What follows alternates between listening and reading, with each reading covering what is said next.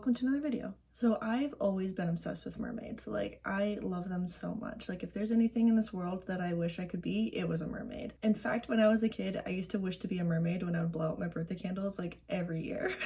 Anyways, in honor of the new live action Little Mermaid that's going to be coming out soon, I don't actually know when it's coming out, but I know it's coming out soon, and I feel like I've waited my entire life for this movie. I thought it would be fun to read a bunch of mermaid books. So I have Fathomless by Jackson Pierce, which I believe is a Little Mermaid retelling. I don't know, I haven't read it yet, but it says it's a Little Mermaid retelling in the little dust sleeve.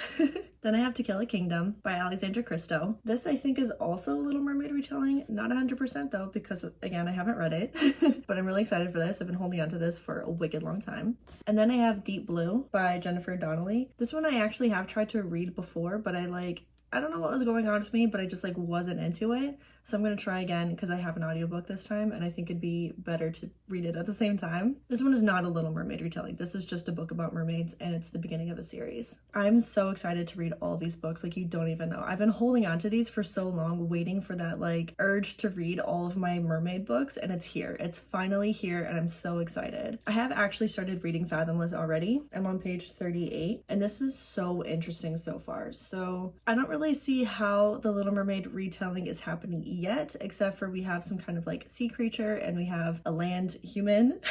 So in this world, I don't really know if they're mermaids because they have feet. So the way it seems is these girls, because it's only girls, are close to death in some sort of way, and then they get to the ocean and the ocean saves them and turns them into these ocean nymphs. I feel like that's a little bit better because they're not really mermaids. They do have feet, but I'm trying to understand how this sea creature aspect works. And while I am disappointed that they don't have mermaid tails, I can understand, and I'm going to get over that for now. But I'm really excited to see where this is going. Obviously, I'm only 40 pages in, so I haven't made it that far. I'll give another update soon. Good morning. New Little Mermaid mug. So yesterday, tragedy struck. I just spilled coffee all over my desk and all over everything that was on my desk. And I'm a little bit sad about it because this was a brand new book and now it's coffee stained. And now I'm that person. And I have to keep it forever because I'd be way too embarrassed to pass that on. Anyways, I started Deep Blue yesterday and I am on chapter 9, page 71. So I'm not too far into it, but enough where I want to give a bit of an update. So the beginning I thought was a little bit boring, if I'm gonna be honest. The pacing is just very slow and it talks a lot about royalty politics. So we're following Serafina and she is a princess of this mermaid city. I'm not exactly sure what this day is leading up to, but either today or tomorrow is the day that she accepts that she's the next in line on the throne and she gets to meet her betrothed or engaged to her betrothed. I'm not 100% because it doesn't really do a great job of explaining what's happening. There is some kind of magic and she's practicing the song spell that she has to do in front of everybody as part of the ceremony, and so much is just not happening. There's so many conversations happening, there's so much things being introduced and world building, and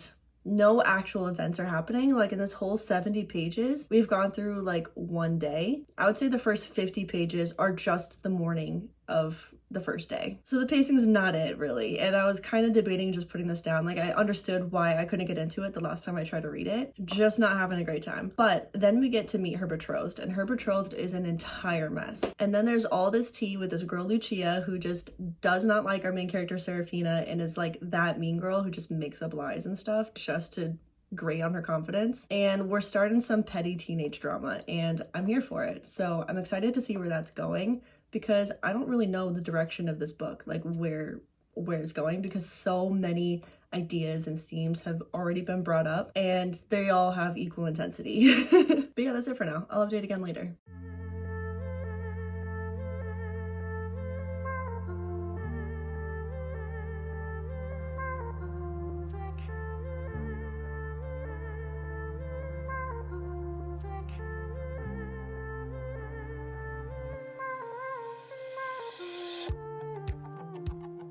Alright, so I was gonna wait a little bit longer until I do another update, but I got to page 152, so this far into it, and I just have to say that after a pretty boring and long beginning, it got really interesting really fast.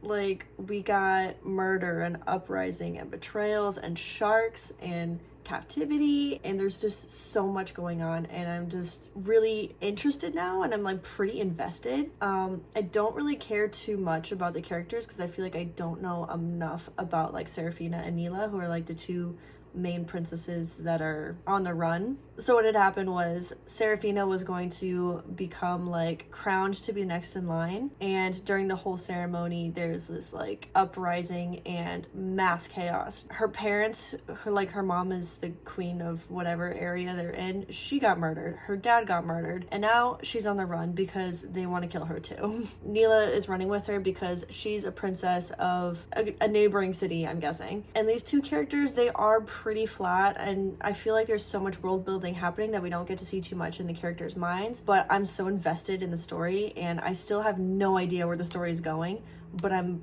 very interested. Like it really caught me right at that like 80-page mark where I was thinking like, this is a mistake, I shouldn't read this. It's going good. It's going good.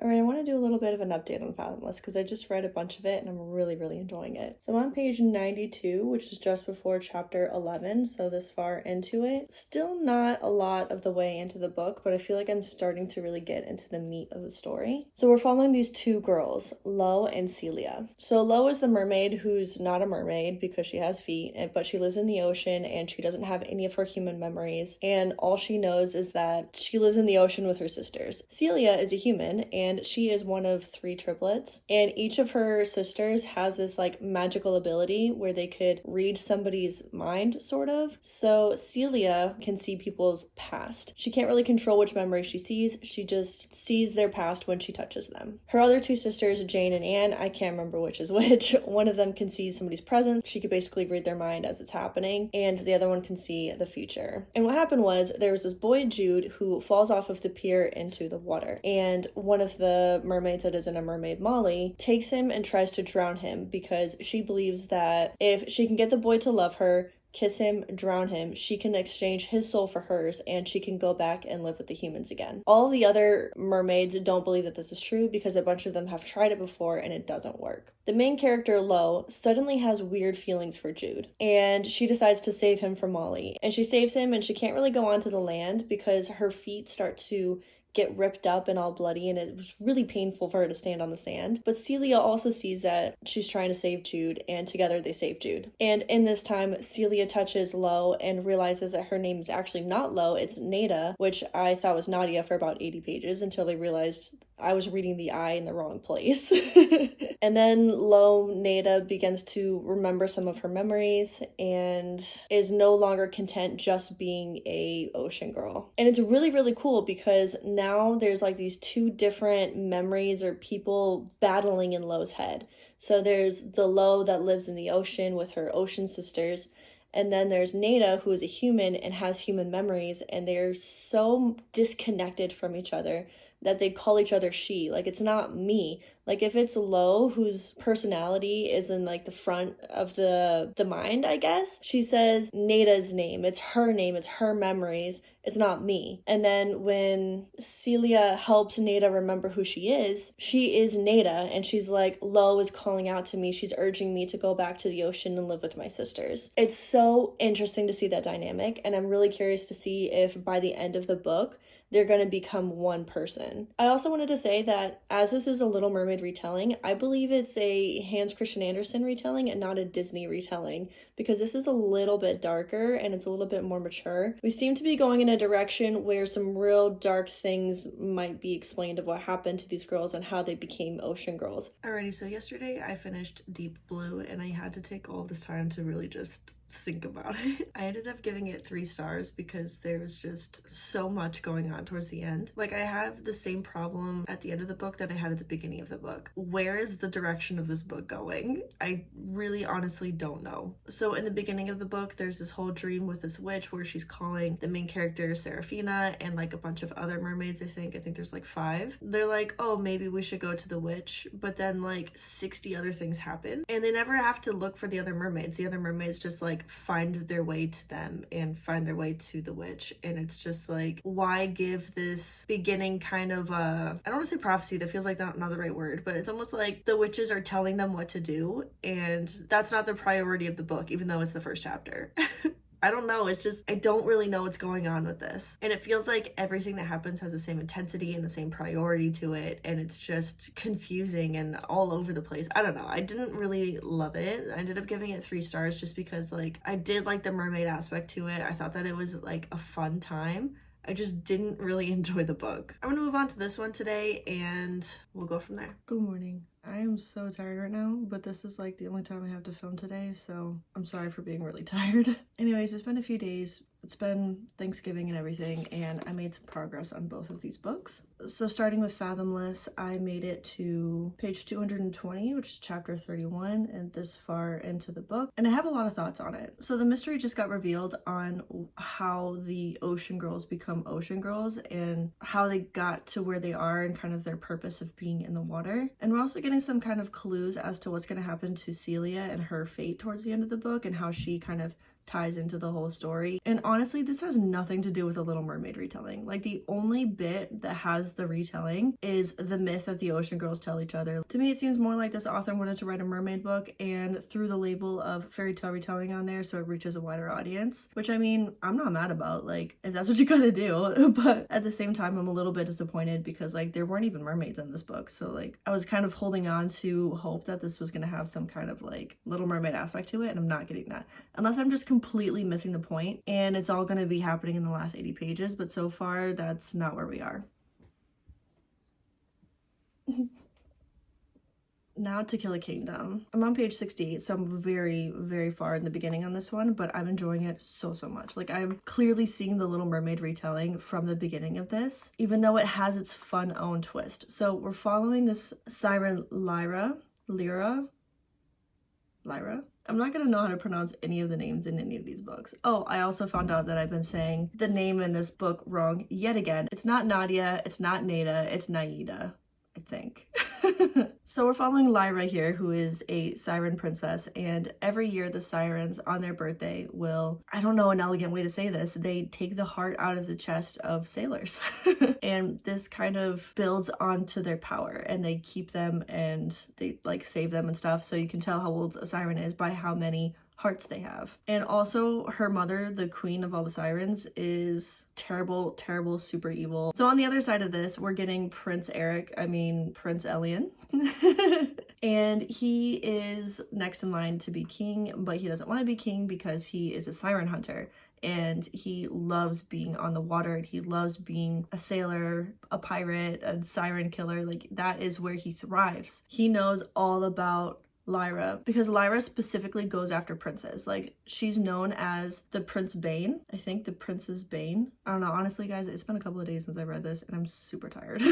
It's like 8 o'clock in the morning right now. Anyways, his goal is to hunt down this like magical thing that can kill the queen of the sirens and in turn kill all the other sirens or something like that. Or he specifically wants to kill the Princess Bane because he is a prince and I think she recently killed one of his friends, and so he's upset about that. This is definitely my favorite introduction of all the books so far, and I'm just having a super fun time with it already, and I'm excited to read more of this. Alright, so I'm going to do another update. I went into page 220 about this far into To Kill a Kingdom, and I'm loving it so much so far. But before I get into that, I just want to say, the other day I was at the Christmas tree shop, and there was like all these decorative books, and I thought that it was so interesting and so pretty. I didn't take any pictures because I didn't think of it at the time, but it was like just a regular canvas kind of like cover, and then on the border it was like a darker colored canvas and it said family on the side. It was supposed to be decorative, really pretty, but I opened it up to see if there was a book inside, and it was this book inside of that binding, and I thought that that was so funny and ironic that like that's what I saw. Anyways, so I'm on page 220. I'm in chapter 27, I think. And I'm really enjoying this so much so far. This is unlike what I expected it to be because, I mean, obviously I had some expectations as it's going to be a Little Mermaid retelling, but it just went above and beyond my expectations. I love both of these characters so much. Also, I'm pretty sure I said Lyra wrong again because they're calling her Lyra in the audiobook, so I don't know. I feel like it could go either way. I like Lyra better. It sounds better in my head, but Lyra is fine too, I guess. So getting into the details, what's happening is that everybody has their own motivations and everybody's motivations make sense. And so that when they're brought together to have the same goal, it makes sense how they got there without just having that typical bad writing situation where they're forced into the same situation, doing the goal together, and then they fall in love. And I mean, while that is what's happening, I mean, I don't know, I don't think they're falling in love yet, but I think that's where we're going. Nothing feels forced, and I love that so much. It's hard because I don't want to give any spoilers, but I want to give more details, so I'm not just saying, like, this makes sense. So what's happening is the Prince Eric character, Prince Elian, is going to try to find this, like, magical crystal in which he can kill the Sea Queen. And I kind of already talked about this before. Lyra is, like, on the same mission because she also wants to overthrow the Queen because the Queen is wicked abusive and just a terrible, terrible mother and queen and just rules everything with an iron fist. It is just not a fun time. They're kind of taking advantage of each other and kind of manipulating each other in a way that they don't know that each other is being manipulated. And I think it's so interesting and like it's so real and the characters are just so complex. I'm sorry if this is getting repetitive, but I'm just enjoying this so much and I don't want to spoil it for you. Like the books that I enjoy the most, I try to give the least amount away because I want people to be surprised by it. I want people to have the same experience that I did when reading this for the first time, so like I don't want to give anything away. Anyways, just know that I'm loving it. Alrighty, I'm looking a bit like a mess, but like just don't worry about it. So this is my final update because I finished this book and I decided to DNF this one. So let's start with this one because I liked it. I ended up giving this one 5 stars. I really, really enjoyed it. I'm at risk of being repetitive here, but I loved the characters so much. They were believable and they had believable motivations and they stayed true to themselves and their motivations throughout the whole story. And they didn't just, it wasn't like one of those fantasies where like as soon as the 2 love interests are introduced, they like forget all their motivations. They're like, for some reason I have to be obsessed with this person and just like change everything I do so that this person is happy. I don't know, I haven't read a lot of romances, but the ones that I have read, they seem to fall into that trap. And this one did not do that. I also loved how much action there was. I don't usually love books with a lot of action because I get lost in the action scenes, but this is so well written that it's easy to follow along and I can like picture it as it's happening. It was so good. And by the time I got to the end of it, I was like, are you kidding? That's it? Like, I want more. And then I went online and looked to see if there was a second book in the series, and there's not. This is a standalone, and I'm very sad about that because I want more of these characters. I want a sequel where they have a kid, where it's just like the second Little Mermaid movie. Like, I want it. Like, please. So then for Fathomless, I DNF'd this because I'm extremely confused. You're confused? I'm fucking confused, bro. So I got to page 220, which is this far into the book, and I had about like 70-80 pages left and I just could not do it. The part of me that likes completing and finishing books was like kind of nagging on me a little bit, and I thought maybe I could just push through and read it anyways, but life is too short and it's getting to the end of the year and I still have to read 12 more books. So this one is, we're not doing this. So I'm gonna kind of explain why I was so confused about it and why I just am putting it down forever. But it is a little bit spoilery, so I'm gonna have, I don't know, some kind of picture or emoji or something up here while I'm talking about spoilery things, and then I'll take it off when I'm done. I mean, it is the end of video, that's why I put it here. Anyways, so this had absolutely nothing to do with The Little Mermaid. There was no Little Mermaid retellings in here, no Hans Christian Andersen, no Disney. I have no idea where that was taken from. Besides the fact that mermaids are implied, like there aren't even mermaids because there's werewolves. Let me explain. The way that these ocean girls work is they are in the ocean and they were put there by an angel, and they get older and they like forget all of their humanity, and then they go to the surface and they become an angel. That's what they believe. And so the main character, Lo, decided that she was going to follow one of her sisters as this was happening. The sister goes onto land, kills somebody for no reason, and then is joined by this group of people. And then this unlocks the memory of how she got here. She was in her family home with her twin sister, and this wolf comes and attacks them, and her sister dies trying to protect her. and then the wolf turns into a man because he's a werewolf this whole time, brings her to the water and says that the ocean girls will help her and take care of her until he's ready to come back for her. So they're these girls that are just like marinating in the ocean until they're ready to be werewolves for years. How does this make any sense? Where is the Little Mermaid retelling? So spoilers over now. That whole storyline just does not make any sense and I hate it, and that is the reason why I'm not finishing this.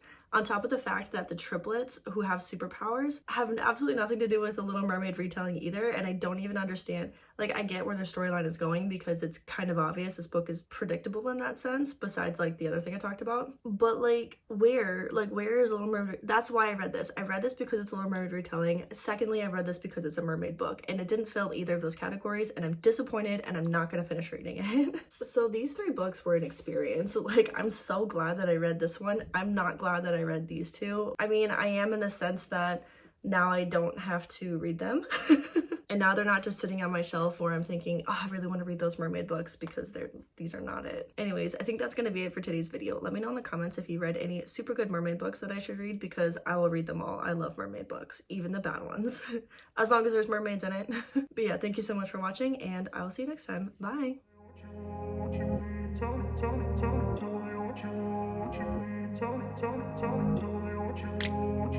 Tell me,